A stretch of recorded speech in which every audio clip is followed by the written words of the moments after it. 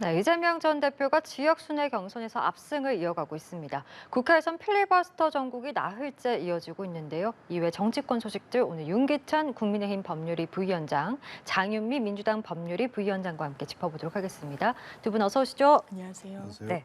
자, 말씀드린 것처럼 이재명 전 대표 충남 지역 경선에서도 90%에 육박하는 득표율로 독주를 이어갔습니다. 김두관 후보 같은 경우에 어제까지 누적 득표율 8.02%였는데 오늘도 10%의 벽을 넘지는 못했습니다. 앞으로 이어지는 어떤 네. 충북 경선에서도 사실 이변이 있기는 쉽지 않아 보이는데 어떻게 좀 예상을 하십니까? 왜냐하면 그나마 이제 김두관 후보가 이제 정치적인 입지를 다져왔던 지역, 이른바 뭐 부울 경남 지역에서도 사실상 이재명 후보가 압승을 거뒀고요.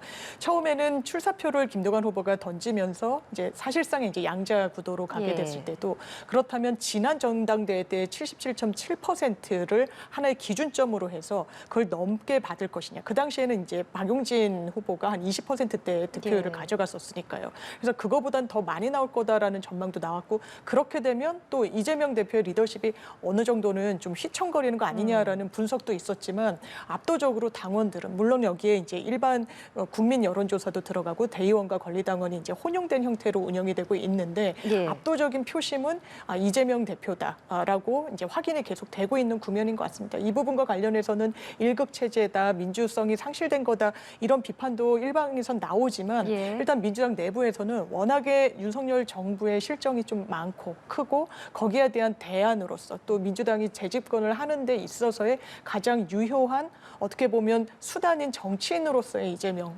대표를 이제 선택하고 있는 게 아닌가 이렇게 분석됩니다. 그렇군요. 말씀해 주신 것처럼 김두관 후보가 정치적 고향인 경남 경선에서도 사실 기대에 미치지 못하면서 글쎄요, 이게 예상하신 결과인지 좀 어떻게 이번 경선 보셨는지도 궁금하네요. 조금은 나아질 걸로 생각을 했는데요. 일단은 재선의 프리미엄이 큰 거죠. 이재명 대표가 당대표를 연임하는 거잖아요. 그러니까 그런 재선의 프리미엄이 큰 거고 이전에 있었던 적이 없던 거죠. 김대중 대통령 사례를 언급하지만 사실 완전히 다른 사안인 거고. 두 번째는 이제 권리당원 투표이기 때문에 사실은 권리당원 반영 비율이 56%인가 정도뿐이 안 됩니다. 나머지 이제 대의원 투표가 14% 남아 있는 것이고 그다음에 이제 여론조사 30%가 남아 있죠. 이걸 합산하게 되면 이보다는 분명히 떨어질 것 같고요. 그러니까 김두관 후보 입장에서 보면 당대표가 안 될 걸로 예상을 하고 출마를 했던 것일 거예요. 뭐 그건 당연한 것인데 그러면 출마한 이유가 뭐냐? 이재명 대표의 뭐 페이스메이커 역할을 하려고 했던 건 아닌 것 같고 그럼 대선까지 바라봤을 텐데 대선을 위해서는 어떤 그 차별화를 해야 될 것인지에 대한 본인의 전략이 있을 겁니다. 그렇다면 지금 이 선거에서 정책적 차별을 하다 한 번 실패했고요. 그럼 뭔가 차별화를 시도를 해야 되는데 아직까지 못 찾은 것 같습니다. 두 번째는 그렇다면 조금 노이즈 마케팅이라도 해야 되는 게 아닌가 해서 시작을 했다가 그마저도 지속적으로 하지 않아요. 그러니까 뭔가 차별화를 하거나 아니면 그 이슈 화제 중심에 설 만한 노이즈 마케팅을 하는 것도 아니기 때문에 뭔가 어정쩡한 부분이 없지 않아 있어요. 그래서 그냥 선거 치르는데 출마하는데 어떤 의미를 두면 안 되기 때문에 뭔가 본인의 뭔가 찾아야 되는데 어쨌든 노이즈 마케팅을 그걸 확실히 하든가 아니면 정책적 차별화의 지점을 분명히 찾든가 해야 되는데 아직까지는 본인의 모든 걸 못하고 있는 상황인 것 같다. 조금 제가 보기에는 좀 안타깝네요. 그렇군요. 일단 당대표 후보에서는 이재명 후보의 독주가 굳혀지고 있고 최고위원 경선에서는 조금씩 순위가 변화가 되는 모습이 보이는데 지금 정봉주 후보가 1위를 달리다가 김민석 후보가 무섭게 상승세를 보이고 있습니다. 전날 부산, 울산, 경남 지역에 이어서 지금 충남 지역에서도 선두를 차지를 했습니다. 뭐 늦게나마 명심이 작용했다 뭐 이런 해석도 있는데 어떻게 좀 보시는지요? 뭐 이른바 최고위원 후보군들이 다 잼카라고 해서 이재명 대표가 이제 이동을 할 때 이용하는 차에 탑승을 해서 뭐 유튜브로 송출을 하기도 했었는데요. 그때 이제 김민석 의원과 나눈 어떤 대화가 이렇게 표가 안 나온다고요?라고 해서 이른바 이제 명심이 있는 거 아니냐 이렇게 이야기가 나오는 것 같습니다. 물론 거기에 대해서 반응하는 성격도 아주 없다고는 단정지을 수 없겠습니다만 사실 정봉주 후보 같은 경우에는 일단 최고위원 후보군 중에 좀 유일한 원외 인사로 분류되고 있기도 하고요. 이번에 민주당의 공천을 받지 못하게 된 이유 이유도 과거의 어떤 실언들 그리고 부적절한 발언들과 관련한 부분이 있었습니다. 네. 이 부분과 관련해서 실망한 당원분들도 당연하지만 많이 계시기 때문에 이런 부분이 결과적으로 계속 레이스를 하는 중에 표로 또 이제 같이 반영이 되고 있는 게 아닌가라는 생각이 들고 있고요. 또 수석 최고위원이 정봉주 의원이 되는 거 아닌가라고 했을 때 또 일각에서는 정봉주 의원이 굉장히 선명한 탄핵 이야기를 꺼내고 있습니다. 네. 탄핵은 시대 정신이다라고까지 이야기를 하는데 수석 최고가 물론 뭐 당대표 거리 시에 뭐 대신을 그 자리를 한다던가 그런 정도의 권한은 없다고 하더라도 정치적 상징성이 있거든요. 예. 그렇다면 이 부분이 민주당 전체 지도부에 득이 될 것인가 실이 될 것인가 마이너스로 작용할 수 있다라는 이 선명성이 오히려 중도 확장성과 관련해서는 이 제약이 될 수 있다라는 어떤 분석도 나오고 있었기 때문에 이런 부분을 다 이제 합쳐서 이렇게 당심이 좀 표출되고 있는 게 아닌가라는 생각이 듭니다. 예. 뭐 민주당 최고위원이 경선 결과 좀 어떻게 보고 계신지요? 저는 이제 뭐 여러 최고위원들이 나와서 각축을 벌이고 있는데 사실 김민석 의원은 약간 상징성은 있다고 봅니다. 그러니까 이분이 정책통이잖아요. 근데 이제 진성준 정책위 의장이 이재명 대표가 여러 가지 해놓은 감세안이나 이런 부분에 대해서 반대를 하고 있어요. 그러니까 정책적인 측면에서 본인은 대선 행보를 위해서 중도 확장형 정책을 수립해서 이걸 펴야 되는데 그러려면 정책통이 좀 필요한 부분이 없잖아 있죠. 그리고 최고위원회에서도 그런 메시지가 나가야 되고 이런 부분들이 원내로 반영이 돼야 되는데 그러기 위해서는 원내 수석 최고가 나와야 된다고 생각을 할 수 있습니다. 그것도 딱 짚어서 김민석 최고가 적당하다 이렇게 볼 것 같아요. 그런 측면에서 보면 그냥 유튜브 방송 중에 김민석 의원을 뭐 아쉽다 이렇게 표현한 것이 아니고 본인은 이재명 대표는 대선을 위한 행보 차원에서 상당히 전략적으로 짜인 그런 각본대로 움직이시는 것 같다 이런 생각이 듭니다. 알겠습니다. 국민의힘 이야기도 좀 해보겠습니다. 한동훈 지도부에선 정책위의장과 또 지명직 최고위원 자리에 대한 마지막 인선을 남겨두고 있는 상황인데 특히 지금 뭐 친윤계로 분류가 된 정점식 정책위의장을 유임할지 아니면 친한계 인사로 교체를 할지 여부에 지금 관심과 촉각이 곤두서져 있는 것 같습니다. 좀 어떻게 예상을 하십니까? 저는 한동훈 대표가 저 부분을 오래 고민하거나 또는 고민 대상 사안으로 부상하는 것이 한동훈 대표에게 좋지 않아요. 네. 왜냐하면 정책위 의장 지금 정점식 의원 같은 경우는 2개월 됐거든요. 2개월 됐고 한동훈 대표와도 또 모르는 사이가 아닌 것으로 보여지고 그래서 친한계냐 친윤계냐 이런 계파가 없다고 본인이 또 얘기를 했기 때문에 네. 또 정책위 의장은 예전에는 원내대표 런닝메이트로 선정이 됐단 말이죠. 그런데 2021년부터 이제 임명인데 말이 임명이지 사실은 원내대표와 사전에 협의한 이후에 그다음에 그러니까 의원총회에서 이걸 또 취임받게 돼요. 예. 그러니까 결국 의원총회에서 선출하는 꼴이 되는 거거든요. 선출 방식도 재적의원 과반이 참석해서 출석의원 과반이 찬성하면 되는 겁니다. 그렇다면 만약에 한동훈 대표가 교체를 시도해가지고 원내 의원총회에서 부결되면은요, 이게 굉장히 혼란거리가 돼요 오히려. 그래서 저는 개인적으로 일단은 정점식 원내대표로 가고요. 그 다음에 중도의 교체 어떤 뭐 사안이 있을 때 교체하면 되는 거거든요. 예. 그러니까 지금 굳이 지금 교체하자는 일부 뭐 친한계라고 평가받는 분들의 얘기는 저는 분란을 자초하는 것이라고 봐요. 정책적인 측면에서 일단 여의도 연구원장에 대한 입장이 먼저 정해지고 나서 정책위 의장은 사실은 대통령실하고도 관련되는 것이요. 이게 당정협의회의 총괄 간사 역할을 합니다. 예. 그러니까 이런 당정협의를 쭉 해왔던 분을 갑자기 교체한다. 저는 여러 가지 메시적인 측면, 그다음에 정책의 연장선 그 측면, 그리고 갈등의 어떤 도화선이 될 수 있다는 측면, 이런 측면에서 보면 지금 당장 교체를 할 필요가 굳이 있을까? 한동훈 대표는 당장 교체하지 않을 걸로 저는 생각이 듭니다. 네, 말씀 주신 것처럼 이 정책위 의장의 유임 여부에 따라서 당내 어떤 후폭풍도 계속될 것이고 그렇기 때문에 유리하지 않을 것이다라는 말씀을 해주셨는데 뭐 일각에서는 윤 대통령과 한동훈 대표 관계를 가늠할 수 있는 어떤 가늠자가 될 것이다 뭐 이런 해석도 있더라고요. 좀 예. 어떻게 보고 계신지요? 그런 해석에 동의가 많이 됩니다. 왜냐하면 갈등의 하나의 뇌관 성격처럼 된 거예요. 그렇기 때문에 사실상 유임할 수밖에 없지 않을까. 전격적으로 본인과 이제 정책 결을 같이 하고 본인이 믿는 사람으로 할 경우에는 이건 오히려 대통령에 대한 어떤 직격으로 읽힐 수밖에 없는 국면인 것 같습니다.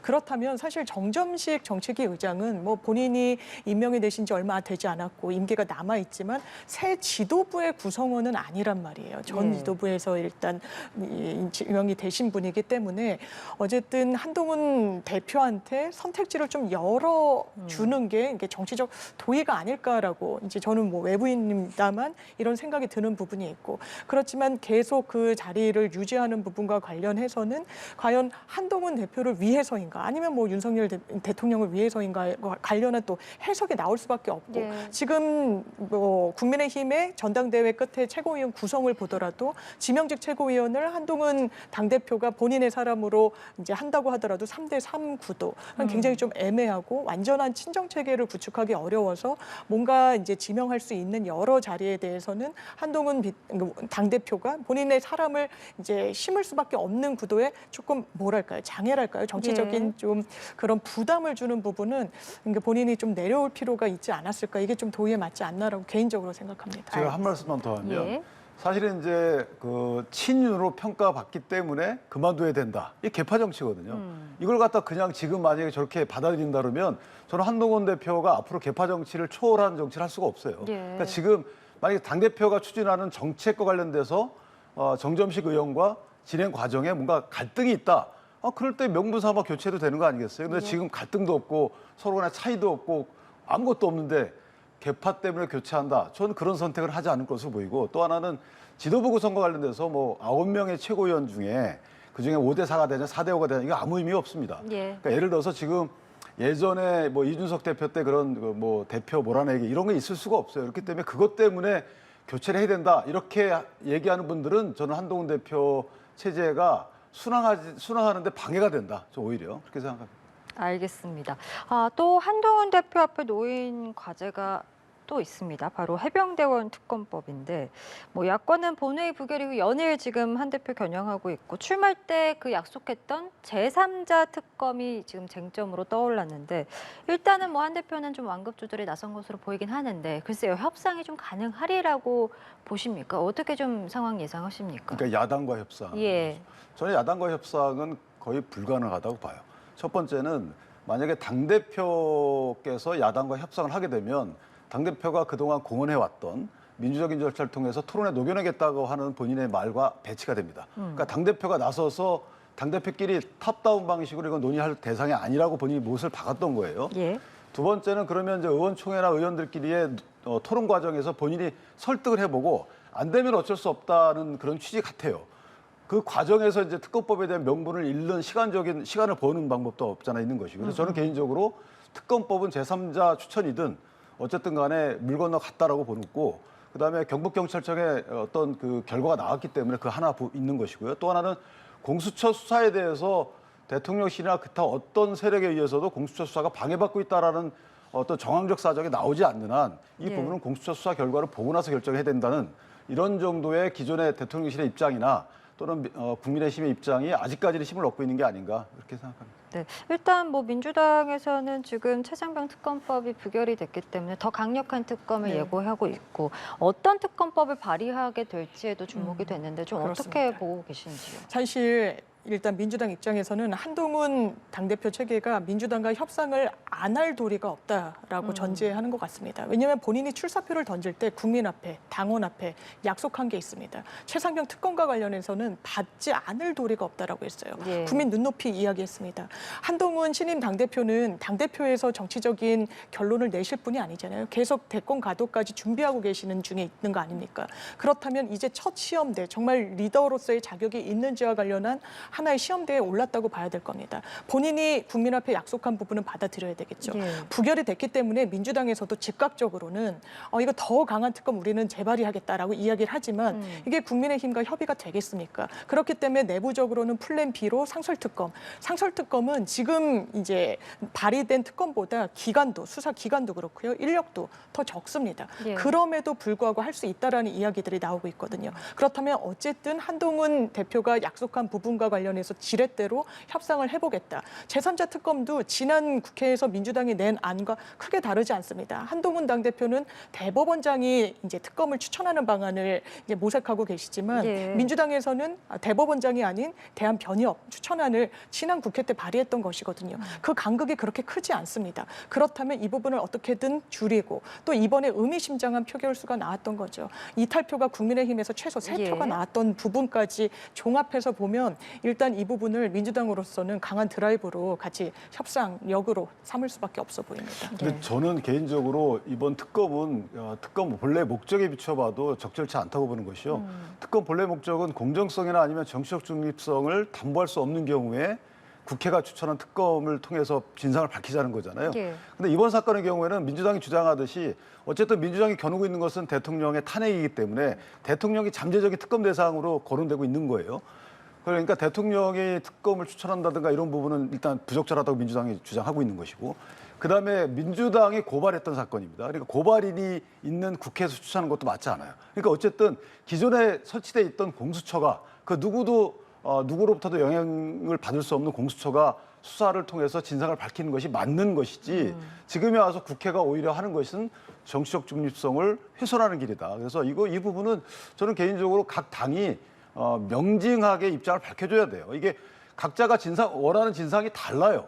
그러니까 여기에 뭐 국가의 예산을 더 투입하는 것도 맞지 않는 거고, 오히려 국론 분열을 더 가속하는 이런 사태가 각 정당의 대표끼리 모여서 그만하자라고 하는 것이 맞다, 이렇게 생각합니다. 특검 자체가 의미가 없다 이런 말씀이신데, 그 앞서서 그 이탈표 얘기를 좀 해주셔서, 지금 이 한동훈 대표 앞에는 이 이탈표를 이제 보고 나서 어떻게 이 내부 결속을 해 나갈 것인가 역시 또 중요한 과제 아니겠습니까? 이 부분은 어떻게 보시는지요? 그러니까 이탈표가 이제 아마 그 진상을 조사를 한 것이 아니고 스스로 와서 의원들이 얘기했겠죠. 내가 이렇게 다 실수했다라고 얘기한 것 같아요. 그러니까 그렇게 빨리 파악을 했겠죠.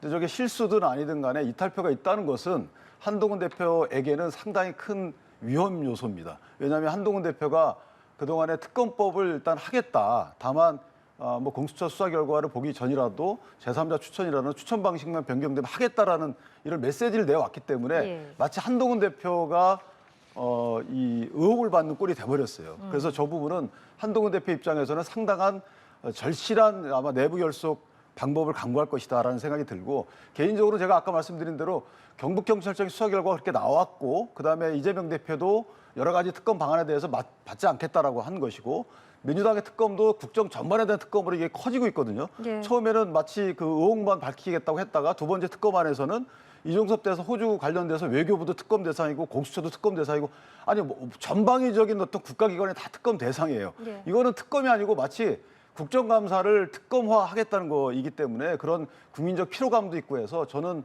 한동훈 대표 입장에서는 그나마 지금 특검에 대한 국민적 시선이나 당내 의원들의 시선이 좀 변하고 있기 때문에 조금 더 그 결속 강화하는데 좀 도움을 받지 않을까라는 생각입니다. 알겠습니다. 국회도 좀 보겠습니다. 국회로 눈을 돌려보면 지금 필리버스터 전국이 나흘째 이어지고 있는데, 이것이 이제 야권이 강행하는 방송사법을 국민의힘이 저지하기 위한 필리버스터입니다. 릴레이 필리버스터 과연 언제쯤 끝나게 될 것인가요? 글쎄요, 여당 내부에서도 좀 이제는 효과적인 방법이 좀 나와야 되지 않느냐 이런 얘기도 있는 것 같긴 한데, 지금까지는 뾰족한 대안은 없어 보입니다. 좀 계속 되리라고 보십니까? 효과적인 방법을 저희가 그 법률에 근거한 효과적인 방법을 갖고 있지 않아요. 그러니까 의석수 워낙 차이가 있고, 그다음에 이 방송법 관련 법들이 좀 두 번째 올라온 거잖아요. 첫 번째는 이미 폐기가 된 상태인데 이렇게 계속 올리게 되면 국민의힘 입장에서 보면은 필리버스터를 할 수밖에 없어요. 그런데 문제는 뭐냐면 지금 법안 내용에 대해서도 국민들은 모르고 있다는 거죠. 저희가 필리버스터를 하는 이유는 시간을 끄는 면도 있지만 이 필리버스터를 통해서 의원들이 하는 얘기들이 국민께 전달이 돼야 되는데 전혀 그렇지가 않아요. 그러니까 지금 제가 가만히 들어보면 필리버스터 의원님들께서 하는 말씀 중에 상당히 좋은 말이 많은데 네. 이것들이 언론을 통하거나 아니면 국민의힘 여러 가지 매체를 통해서라도 국민께 전달되지 않고 있다. 그렇다면 필리버스터를 굳이 할 이유가 뭐가 있겠는가라는 생각은 들어요. 따라서 30일 아마 오전까지 지금 24시간 내에 다시 종결동의 구하고 통과되고 이렇게 되면 네. 30일까지 진행이 되는데 제 개인적인 생각은 굳이 그럴 필요가 있을까라는 생각을 해요. 그것보다는 오히려 그 기간 동안에 이걸 어떻게 국민께 법안 내용을 알리고 그 법안 내용의 부당성까지 어떻게 알릴 것인지에 대해서 조금 더 고민한 이후에 그런 알림을 통해서 이 법안이 우리가 필리버스터를 왜 하는지, 대통령의 거부권을 왜 행사하는지, 민주당의 주장이 왜 틀린지에 대해서 조금 더 홍보를 하는 방향으로 바꾸는 게 어떨까 이런 생각을 좀 해봤습니다. 필리버스터를 왜 하는지에 대해서 조금 더 소통의 창구가 필요하지 않겠느냐 이런 말씀이신데, 뭐 일단 야당 입장에서는 지금 법안 처리를 단독으로 하고 있기 때문에 이런 거에 대한 어떤 국민 여론에 대한 부담감도 분명히 있을 수는 있을 것 같습니다. 좀 네. 어떻게 보고 계신지요? 그렇죠. 지금 이제 악순환이 계속되는데요. 예. 일단 여당 측에서는 임명권은 이제 방송과 관련된 임명권을 갖고 있고 이제 국회에서는 민주당이 다수석이다 보니까 이제 탄핵으로 계속 맞서고 임명하면 탄핵하고 임명하면 예. 탄핵하고 그리고 법안과 관련해서도 이제 방송 4법이라고 하는데 그 중에 하나는 또 통과가 됐습니다. 예. 이를테면 방통위와 관련해서도 방통위는 대단히 이례적으로 관련 법률에 합의제 기구라고 돼 있어요. 독임제 기구가 아니라 이제 합의를 하라는 취지가 굉장히 법문에 들어가 있을 정도로 방송이란 건 공정 중립. 그러니까 여야 몫으로 추천이 되더라도 거기에 구애받지 않고 방송이라는 국민이라는 그 대의를 보고 일단 정책 위반을 하라는 취지거든요. 그런데 여권 추천 인사들로만 2인 체제로 계속해서 가동을 했습니다. 지금 네. 통과된 방송법 방통위법인데요, 정확하게는. 그렇다면 최소한 의결을 하기 위해서는 4인 5명 중에 4명은 출석을 하고 그중에 과반 찬성으로 하자라는 아닙니다. 아마 대통령께서 또 거부권 행사할 거라는 전망이 우세합니다. 나머지 방송 3법은 일단 KBS, MBC, EBS 이런 공영방송과 관련한 이사진을 KBS 같은 경우에는 지금 11명에서 21명으로 늘리고 예. 뭐 MBC, EBS 마찬가지로 늘리자. 그리고 그 부분과 관련해서도 정권이 바뀔 때마다 너무 방송이 휘청휘청거리니 이 부분을 여러 다각화해서 한 20명이 넘는 구도를 가져가자. 이 부분 물론 민주당이 왜 지난 정부 때 하지 않았냐. 그때는 오히려 본인들에게 유리한 법안을 유지한 거 아니냐. 저 반성할 지점이 있다고 생각합니다. 그렇지만 그때 고치지 못했다고 해서 지금 이렇게 방송이 중립성을 위협받고 있는 현 상황에서 이 법을 못 가져갈 건 아니라는 생각이 들기 때문에 예. 여당도 그리고 대통령께서도 거부권 행사는 정말 최소한으로만 이제는 더는 행사하시면 안 될 것 같습니다. 근데 네. 저희가 근본적인 고민을 해볼 필요가 있는 것이요. 마치 대통령이 방통위원을 임명하고 그다음에 어쨌든 그다음에 공영방송의 이사진을 임명하고 이런 것이 중립성 내지 독립성에 방해가 되는 것처럼 생각을 일단 단정을 하고 들어가요. 근데 그렇게 법이 만들어진 이유도 있는 겁니다. 예를 들어서 대통령은 국민이 뽑아요. 그러니까 간접적으로 국민이 선출한 대통령이 다시 또 방통위원을 뽑거나 또는 이사들을 뽑아서 그 이사가 경영진을 뽑는 이런 구조가 처음에 원래 어쨌든 민주적 정당성이 있는 거예요. 그러나 거꾸로 얘기해 보면요. 여러 가지 직능단체를 통해서 이사진을 늘려요. 그러면 직능단체 등 만약에 노조가 있다고 칩시다. 예. 그 노조가 만약에 그 여러 이사진을 뽑는데 큰 영향력을 행사한다. 그럼 그 노조가 아무리 선한 의사를 갖고 있다 하더라도 어쨌든 특정 직역이 특정 세력이 방송을 좌지우지할 수 있는 겁니다. 좋은 판단할 때도 있지만 나쁜 판단할 때도 있을 거 아니겠어요? 이걸 막자는 게 원래 처음에 법안을 그렇게 만든 겁니다. 그러니까 국민이 뽑은 대통령, 국민이 뽑은 국회가 이사진을 뽑고 방통위원을 뽑게끔 하는 거. 민주적 정당성 그렇게 저희가 세운 것이지 이게 마치 나쁘다고 볼 건 아니에요.